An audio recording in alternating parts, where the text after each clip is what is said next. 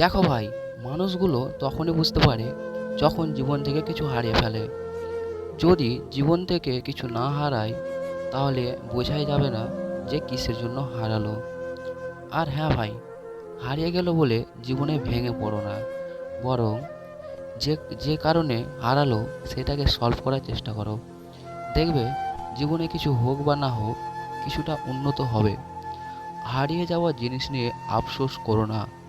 হ্যাঁ, মায়া থাকবেই, সব হারানো যাবে, মায়া কখনো হারানো যাবে না, আর ভোলাও যাবে না। তবুও সেটাকে ভুলতে না পারলেও আস্তে আস্তে কন্ট্রোল করার চেষ্টা করতে হবে। আর চেষ্টা করে জীবনের পথে এগিয়ে যাও। একটা সময় আসবে যখন তুমি নিজেই নিজের কাজের মধ্যে ব্যস্ত হয়ে যাবে, দেখবে ওইগুলো ভাবার টাইমই পাবে না। কথায় আছে, কথায় আছে না, নিজেকে এমন ব্যস্ত করে দাও যাতে ভুল কিছু ভাবার সময় না পাও। তাই একটা কথা বলি, হারিয়ে গেল, হারিয়ে গেছে, এগুলো নিয়ে বেশি ভেবো না। আস্তে আস্তে মায়াটা কাটানোর চেষ্টা করো আর জীবনের পথে এগিয়ে যাও। আর হ্যাঁ, কথাগুলো সত্যি বলে থাকলে তোমার বন্ধুগুলোকে পাঠিয়ে দাও আর সাবস্ক্রাইব করে দাও। ধন্যবাদ।